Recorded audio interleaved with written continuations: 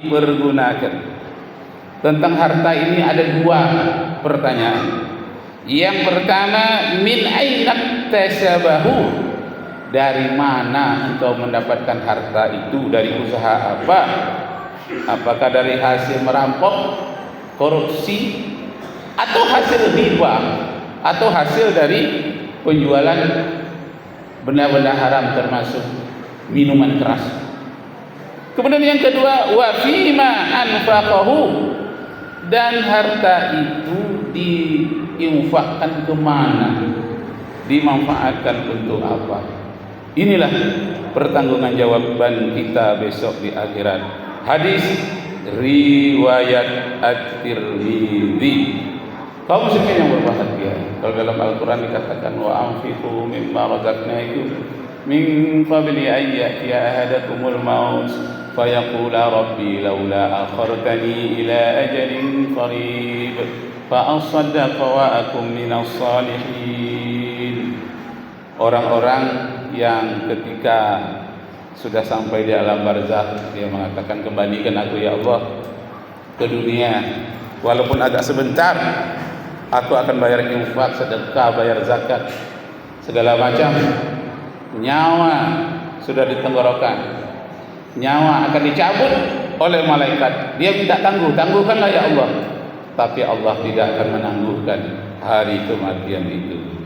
Wa la yu'akhirallahu nafsan idza jaa ajaluhum, tidak akan ditangguhkan walaupun mereka berusaha untuk ditangguhkan. Kemudian kaum muslimin yang berbahagia, masalah kepemimpinan. Nabi Muhammad sallallahu alaihi wasallam melihatkan sifat kepemimpinan yang begitu indah. Pada suatu hari Rasulullah sampai di perbatasan Mekah dan Madinah. Kemudian Rasulullah menyuruh para sahabat membeli seekor kambing untuk dimakan bersama di dalam rombongan itu. Diserahkan oleh Rasulullah kepada Abu Bakar yang memimpin memasak dan menyembelih sekaligus membeli kambing di daerah perbatasan Mekah itu. Lalu dibeli oleh Abu Bakar beserta para sahabat yang lain. Nah, ketika telah dibeli itu, bertanya Rasulullah, wahai Abu Bakar, sebagai pemimpin engkau harus bertanggung jawab. Sekarang aku tanyakan kepada engkau, sudahkah engkau bayar pembelian kambing itu? Sudah ya Rasulullah. Sudah ada yang akan mencarikan rempah? Sudah ada ya Rasulullah. Sudah ada yang akan memasaknya? Sudah ada ya Rasulullah. Lalu yang terakhir kata Rasulullah, siapa di antara kalian yang bertugas mencari kayu api? Itulah yang belum ya Rasulullah, lupa menyebutkannya. Kata Rasulullah, biarlah aku bahagian tukang cari kayu api. Para sahabat semuanya terkejut. Jangan ya Rasulullah, engkau adalah pimpinan kami, engkau Nabi, engkau Rasul, tak boleh mencari kayu api, biarlah kami. Apa kata Rasulullah? Saya ini pemimpin Islam, aku tidak mau diistimewakan, biar aku yang tukang cari kayu api. Masya Allah, kaum muslimin yang berbahagia, begitu rendahnya hati Rasulullah sebagai kepala negara, sebagai nabi, sebagai rasul. Tidak mau dia tidak diikutkan bekerja dalam satu persoalan. Dan yang paling indah kata-kata Rasulullah, aku jangan diistimewakan dalam hal ini, dalam hal bekerja ini. Masya Allah. Kalaulah pemimpin-pemimpin di kalangan umat Islam berjiwa seperti itu, luar biasa hebatnya suatu negara. Kaum muslimin yang berbahagia. Yang kedua, pernah Rasulullah melihat guru yang mengajar di sudut Masjid Madinah dengan sekelompok muridnya yang rutin dari tahun ke tahun. Namanya Al-Kuttab. Al-Kuttab ini cikal bakal menjadi madrasah. Karena belum ada madrasah, di sudut masjid saja dia bekerja, menuntut ilmu, belajar setelah orang selesai sholat berjamaah. Kemudian guru-gurunya dipanggil oleh Rasulullah, ya asatiz, ya guru-guru, lima la tu'allimuhal iyaka kama tu'allimuhal kitabah. Kenapa kalian guru-guru tidak mengajarkan bertenun, menjahit pakaian, sebagaimana kalian mengajarkan menghafal, membaca dan menulis?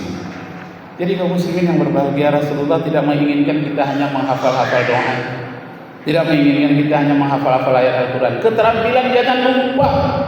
Keterampilan yang disebut oleh Rasulullah al-hiyakah. Al-hiyakah itu bertenun, termasuk menjahit yang berkaitan dengan tekstil, yang berkaitan dengan pakaian, hingga tidak mengimpor lagi dari Eropa, tidak mengimpor lagi dari Persia, tapi sudah mandiri di Madinah. Kaum muslimin yang berbahagia, yang paling menarik dalam kisah ini, Rasulullah mengatakan, limadza la tu'allimuhal hiyakah. Mengapa kalian tidak mengajarkan keterampilan menjahit, bertenun? Jadi nampaknya keterampilan dalam kehidupan duniawi ini tak luput dari perhatian Rasulullah. Jadi bukan hanya mencari akhirat, tapi juga duniawi. Sebagaimana dalam surat yang ke-28 ayat 77, 28 ke Al-Qasas ayat 77. Wabtaghi fima ataqallah daral akhirah wa la tansa nasibaka minad dunya. Yang paling menarik ini perlu kita catat, ini yang penekanan Rasulullah, wa la tansa nasibaka minad dunya. Jangan lupakan kebahagiaanmu di dunia. Cari akhirat itu memang sudah kewajiban, itulah semestinya.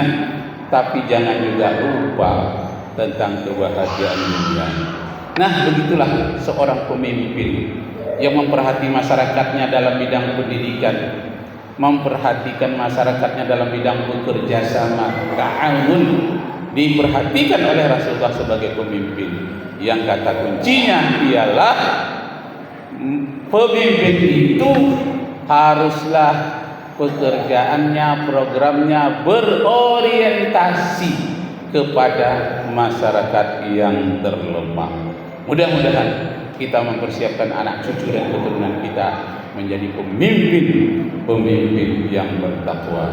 Barakallahu li wa lakum fil Qur'anil azim wa nafa'ani wa iyyakum